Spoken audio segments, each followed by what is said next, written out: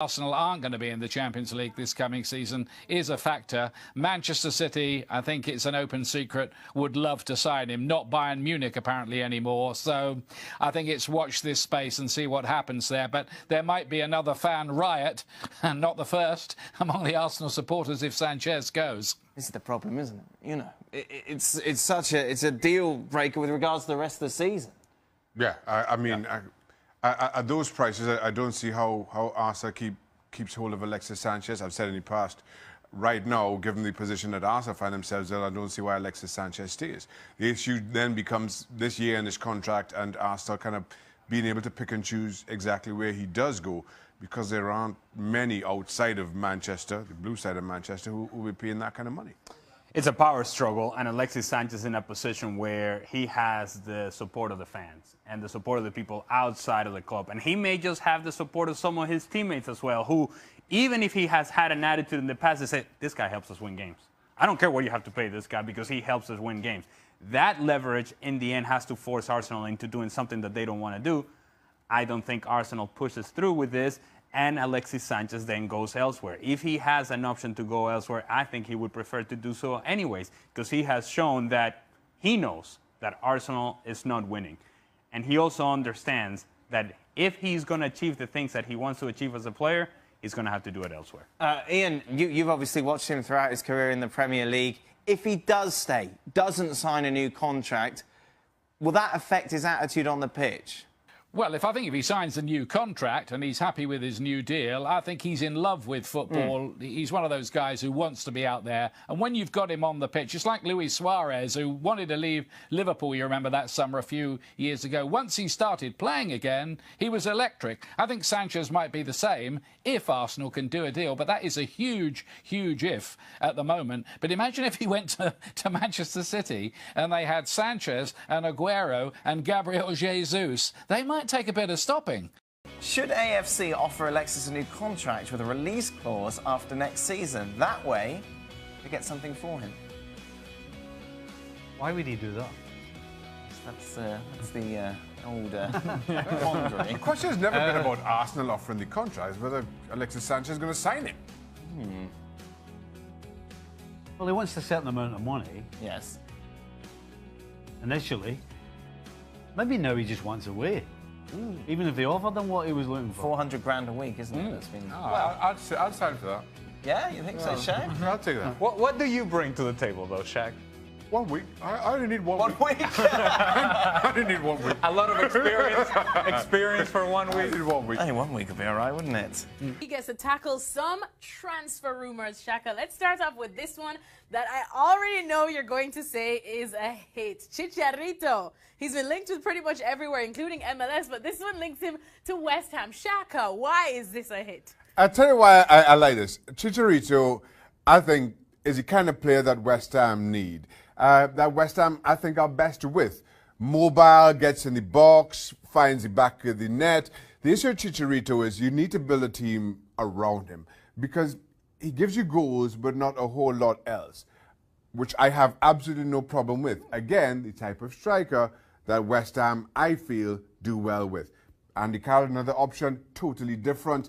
But again, these two, as much as they contrast, it gives West Ham different looks. I'm taking that. I think anybody on this list you will take at West Ham, Shaka. Absolutely. That's not going to happen because Kylian Mbappe, I don't think, is going to go to West Ham. But he has been linked with a move to Real Madrid. Is that a hit or a miss? I think that's a hit. And as much as there's been speculation that he will stay at Monaco, renew or sign a new deal, which will greatly increase his weekly salary, I think the move happens, and I think it works wonderfully well for both player and club.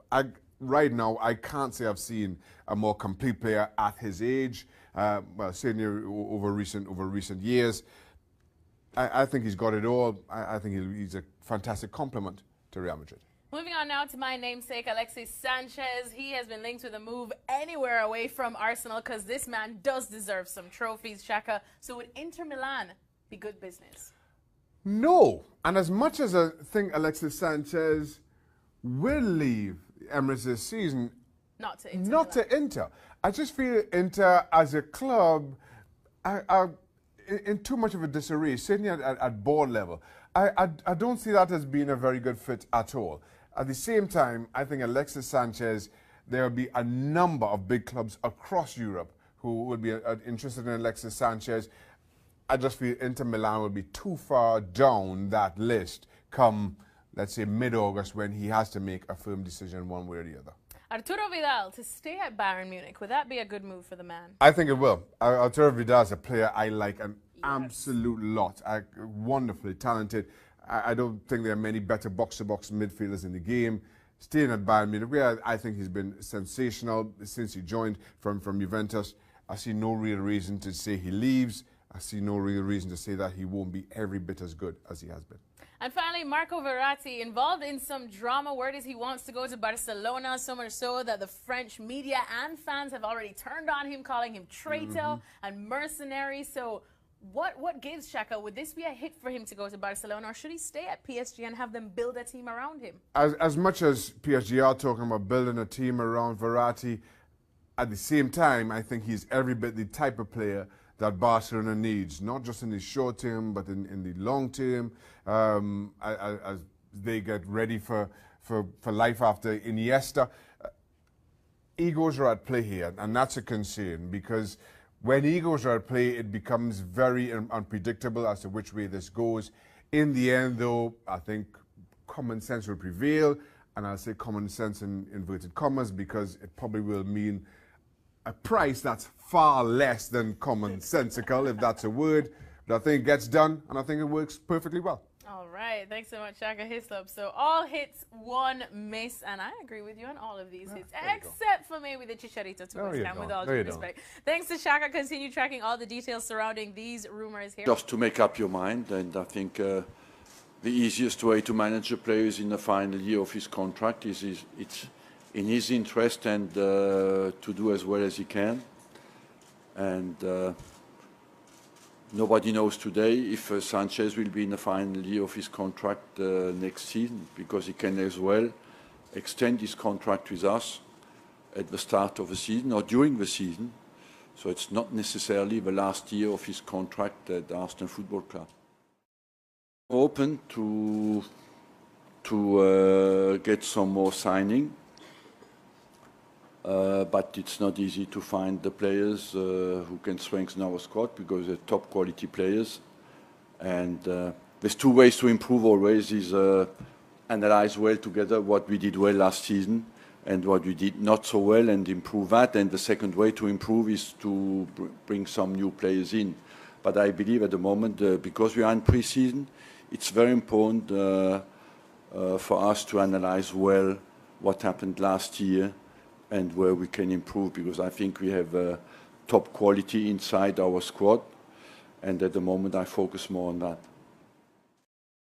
Critical comments made in the aftermath of the US's opening 1-1 draw with Panama from this year's Gold Cup, not least from the players and the boss himself, Bruce Arena. So, Herc Gomez, tell me how they're going to put it right against Martinique in the second game. This is your projected lineup. Yeah, this is what I would do. Obviously, Bruce has mentioned that there would be lots of changes for this coming game and for the rest of the games in Gold Cup. He expects to use the entire roster. So I would keep the spine somewhat intact. I think you have to go with the hot hand. Brad Guzan was man of the match in that game, and I know that goal he gave up was the second or third bite of the apple that they had. So it was a difficult goal to give up, but mainly he had a very solid game. He's in a good moment right now, so I would keep that intact. Matt Beasler, Hedges, I would give Hedges a go.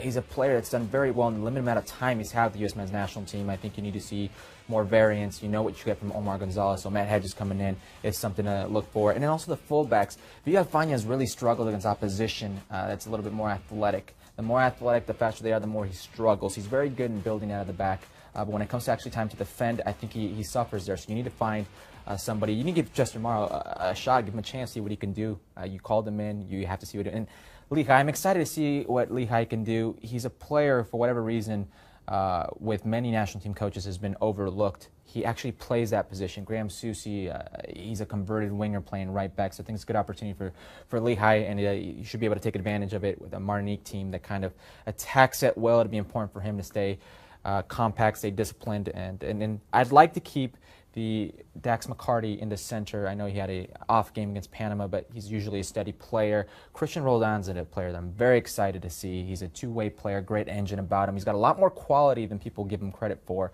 And in row, we saw him on the outside versus Panama. He caused lots of fits, but I think his natural tendency is to come inside and play make a little. I'd love to see him underneath Dom Dwyer. Now, I'm not big on Jordan Morris on the wings. The only reason I put Jordan Morris on the wings here is because Jordan Morris is a player that likes to get in behind defenses. He's very good at timing his runs and being an effective second runner. I'd like to play him there versus Martinique team that, if you remember against Nicaragua, were exposed a lot on those wings. I think you could take advantage of that. I think you need a little bit more pace, a little bit more quality about you in front of goal. So Dom Dwyer, Jordan Morris, and Juan Agudelo, in the limited role he had against Panama, came in. I thought he was very effective in that winger-type role, coming in and being a support for Dom Dwyer. I expect, if this is the front three with Rowe underneath, if that is, I expect them to cause this Martinique team tons of fits. Dom Dwyer to keep his hot streak going, another goal or two. But I'm very excited to see a formation in a lineup like this. It's difficult, isn't it? Because a lot of these players, some would say, are on a hiding to nothing. If they go out and perform really well, people will say, well, it's only Martinique. What can you really learn from that game? How much do you think these players stand to gain by a decent performance in the group stage with what is to come, and also looking at the wider picture of the US team? Yeah, well, Ross, let's keep in mind, a lot of these players, their stock went up because they weren't involved in the game versus Panama. That's how bad the Panama game was. In front of 47,000 screaming US fans, for you not to get up to that type of game against that type of opponent, it was a huge letdown. It's a big opportunity for guys like Jordan Morris, for guys like Roldan, for guys like Agudelo. Dwyer to keep cementing his place. I think Dom Dwyer is behind the depth chart for Bobby Wood. I think they're like for like, so that's his competition. But Dom scores goals. He has the same fight about him, maybe not as quality around the ball as Bobby Wood has, but they're essentially the same position. So a lot of these guys have a lot to gain when it comes with this opportunity. It doesn't matter if it's Martinique, Nicaragua, or Panama. This is an opportunity. You're not just looking at Gold Cup. You're looking at beyond. You're looking at World Cup qualifier. You're looking at potentially next summer being in this World Cup team. Okay, well, as Herc says here, he's got 6 changes from that side. Quick turnaround from the game against Panama. We'll see if they can do the business on Wednesday when they come up against Martinique in Tampa. Part of the double-header, of course, as Panama meet Nicaragua. More Gold Cup action. Make sure you keep it here at ESPN FC. Their coach on the touchline, and the injuries, the upheaval for Mexico coming into this Gold Cup. They got off to a winning start on Sunday night as they got the better of El Salvador in San Diego. 3-1 was the result. Herc, did they convince you? No, not necessarily. You have to realize El Salvador is 103rd in FIFA World Rankings. They're coming off lots of problems with their federation. The goalkeeper who played had 6 to a year-long hiatus for match fixing. This isn't exactly a world beater they played, but it's still a win. It's 3-1. They won, a very good crowd in San Diego. You know, they play like a home team there. But you have to ask yourself, why for long stretches of that game did El Salvador control the tempo? Why were they causing them fits? There was a lot left to be desired out of that outcome for them. So what about the formation then? Did that play a part in where some of these players were actually positioned on the field? Yeah, and let's keep in mind that there were a couple very questionable calls that could have gone El Salvador's way, and you're talking about them being a man or two down. 2 very, very controversial red card calls. I think for my money, that's the reason Juan Carlos Osorio and Baez took out El Burrito Hernandez in the middle, because he was sitting on yellow. He should have been red carded. He was already getting a little bit too feisty. They take him out. They bring Molina in. But if you have a player like Edson Alvarez, he doesn't play as a right back. You have a Chaca Rodriguez. You got to get him on the field, put a natural right back on the field. You've got to get a natural 9 in the game. Sepulveda, his tendencies are to drift out wide and combine. He's not a typical in-the-box striker, nor does he feel very comfortable. He had a very good game, but all his good actions came outside of that natural 9 position. Pizarro, who was playing underneath that 9, oftentimes playing the role of a false 9, didn't feel very comfortable in the first half. He felt a lot better when Orbelín Pineda came onto the game in the second half, because a player he knows, he recognizes, he knows his tendencies, felt a natural connection there. But in typical Juan Carlos Osorio fashion,